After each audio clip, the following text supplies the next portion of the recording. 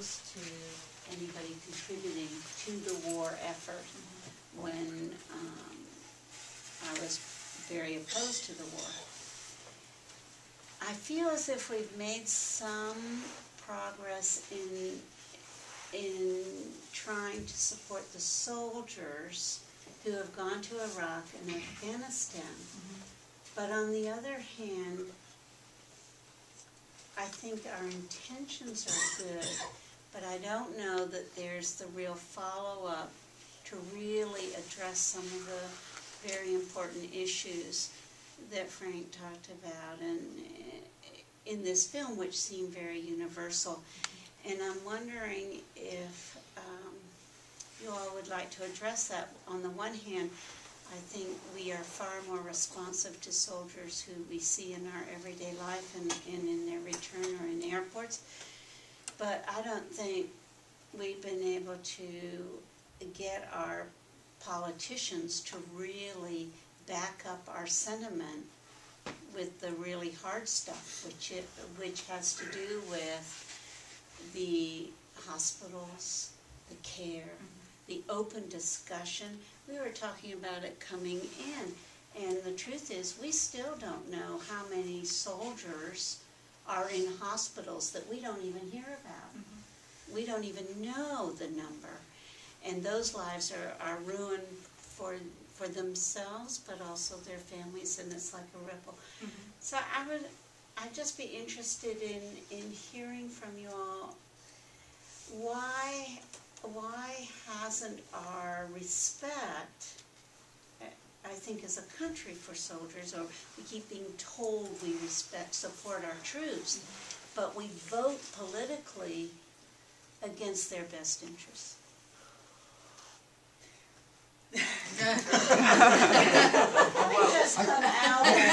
I got a niece. My niece was in the Navy, and my niece just got out of the Navy 2 years ago, 3 years ago.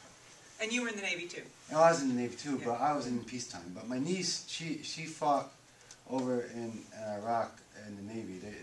She was on an aircraft carrier during the war. And my question is, when is the VA going to start having maternity wards?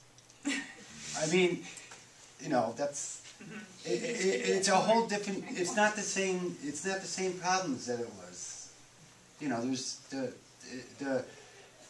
you know, they think they're giving. They're calling it post-traumatic stress disorder, but they think they've got pills that they can give to soldiers and send them back over there.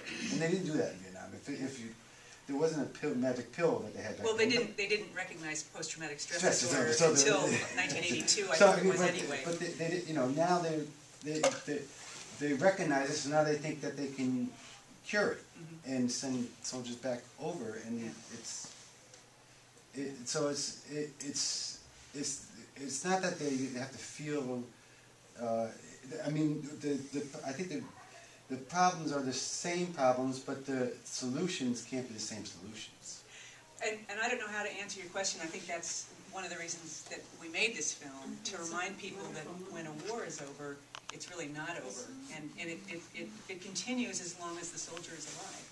And I think it's probably a hard thing for average people to understand. I know that I learned an awful lot in making this film, just about what the experience of war does to people who serve. And I think, and even I don't, you know, I never served, but I have more of an impression than I did. But I think the average public just doesn't know what war does to people unless they have a relative or something. On that very issue, the film touches base with the mental part of PTSD. It didn't touch base on the physical part of PTSD, which is, I have a liver that's this big from alcoholism. Okay? Right, there you go. Other people, suicidal. The suicidal rate is so high. The film really didn't touch base on the physical part of it. Agent Orange, there's a list of diseases associated with Agent Orange. PTSD, I think the public isn't aware of the side effects of PTSD. Exactly. If you like, I'd read that little poem and take a minute. And, yeah, you want to read your poem? I apologize ahead of time if I cried. or if I hyperventilate. That's okay. I'm It's hard facing, to- I'm it's hard facing to- my monster. Yeah, yeah. Louis will understand what you're saying, because he's a poet too, so please read your poem.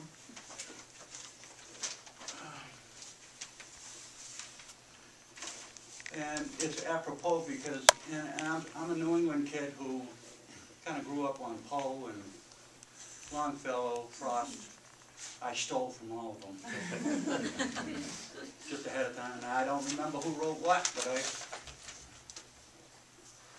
the title is Wounded, ? I survived the battles without a scratch, but after almost 40 years, I've met my match. No scar on my body is available to see, but the one on my mind is unbearable to me.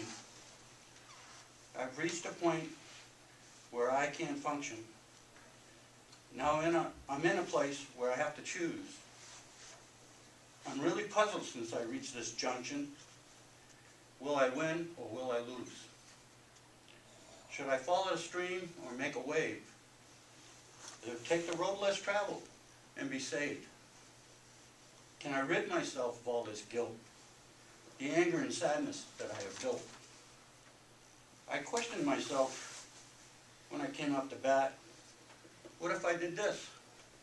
What if I did that? I guess it's time to put to rest with an understanding that I did my best. And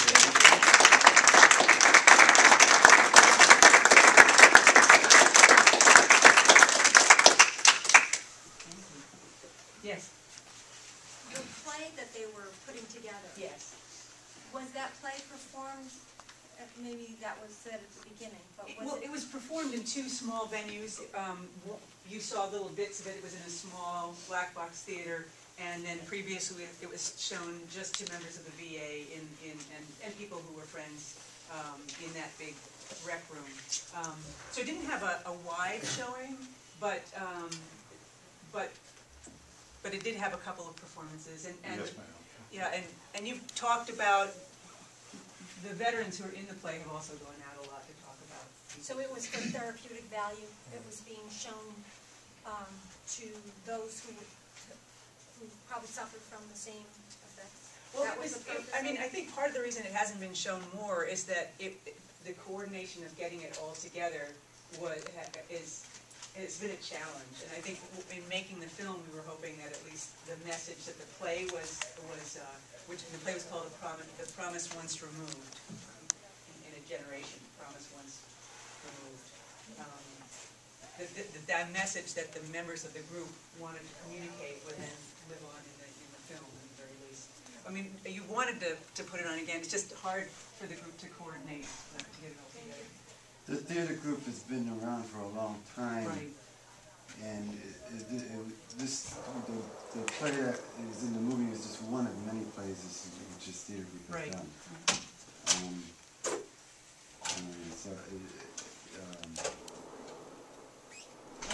I've been with the theater group since, I guess, '98 or so,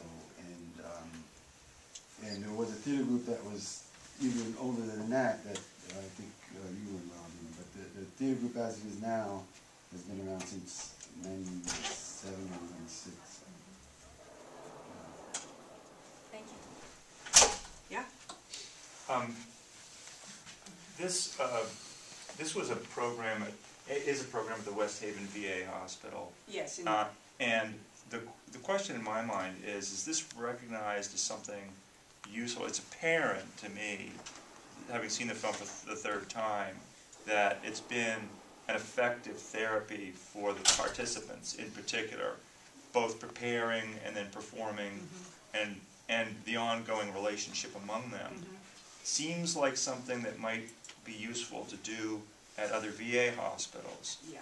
Is there any initiative to spawn it out into other groups? Well, we've been working on that. There is, Mary Lou Lauricella is one of the only, if not the only, drama therapist in the VA system. I think there's a man named Richard Burton, I think is in the West Coast VA. Is he in the VA, do you know, Richard?